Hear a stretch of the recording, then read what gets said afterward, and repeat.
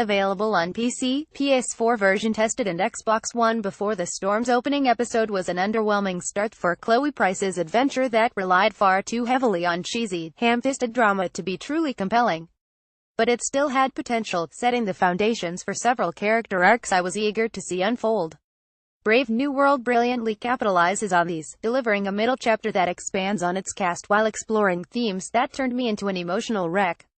Chloe Price's Brave New World's greatest strength, a conflicted character still mourning the loss of her father. She's lost, struggling to find her place in a world that seems to reject her at every turn. In reality, people are merely trying to help, but Deck 9 captures the perspective of a troubled, hormonal teenager with a great sense of realism. Chloe finds solace in rebellion, even if it means indulging in drugs and other illegal things. After a clumsy start, Deck 9 has a more solid grasp on Chloe's character, and this is largely thanks to Rachel Amber, her potential love interest. Amber's in the same position as Chloe, failing to determine her place in a world she feels hopelessly closed off from. The two find comfort in each other, blossoming into a lovingly believable romance. As someone who had similar feelings of discovery as a teenager, Before the Storm presents Chloe as an empathetic heroine I can relate to. Related upcoming PS4 games. After causing a forest fire in the previous episode, the disaster plays a thematic role in Brave New World. The embers decorate Arcadia Bay's horizon as Chloe and Rachel find out more about themselves, resulting in a downfall of Ash that foreshadows the events of Before the Storm's finale. While not entirely subtle, such imagery helps alleviate some of the iffy dialogue delivery that often fails to have the desired effect. It makes an otherwise seemingly inconsequential situation feel grand in scale, heightened further by a fantastic soundtrack. Now suspended from Blackwell Academy, Chloe is forced into a mixture of situations that require big decisions, many of which will see her rebel further or struggle in vain to work with those around her. Even though I went for the latter option, it was impossible to predict how Chloe would act. While this made some of my decisions feel hollow at times, it's representative of what I'd expect from Chloe. She doesn't take crap from anybody, not even the player. One such situation saw Chloe emptying her pockets in front of her mother, exposing her vulnerability in the form of personal belongings. The scene then threw a curveball at me, taking Chloe's character in a direction I didn't expect. Before the Storm does an excellent job of subverting expectations, telling a story I thought to be predictable and making it fresh. I know where these characters will end up, but how they get there is a mystery I'm eager to uncover. Chloe's eyes give away doubtful thoughts as major moments give rise to internal conflict. Rachel Amber wants to run away from Arcadia Bay and never look back, but Chloe knows deep down that she can't just leave her parents behind.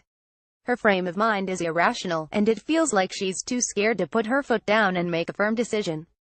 This aura of unpredictability makes her feel real, adding further weight to each moment. Related Xbox One X. Before the Storm's narrative presentation is still excellent, which remains its most important facet. Sadly, momentum gameplay lags behind its predecessor. Chloe moves about limited environments like a clumsy mannequin, engagement found in interacting with objects and speaking with but a few characters. It's serviceable, but feels lifeless, failing to capture the same sense of watercolor brilliance the original series did so well.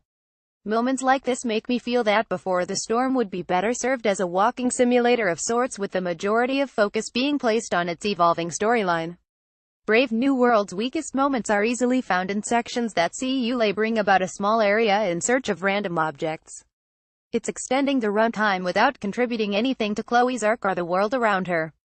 Life is Strange presents a beautifully rich world, but being given so many opportunities to prod and poke at it only serves to reveal its many inconsistencies.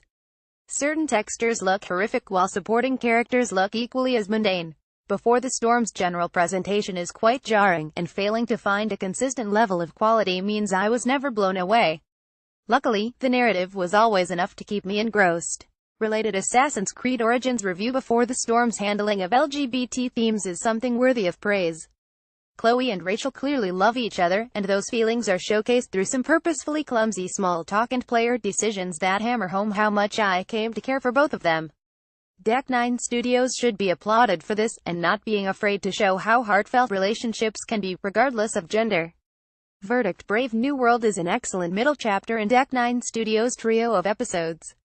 By focusing on the strengths of Chloe's character and her feelings of isolation with family, education and own place in society, While it is yet to reach the heights of its predecessor, Before the Storm has now, in my eyes, proven itself as a worthwhile prequel that expands on its universe instead of clinging to what came before it. Cringy dialogue and inconsistent filler aside, I'm hugely excited to finish up Chloe's solo adventure.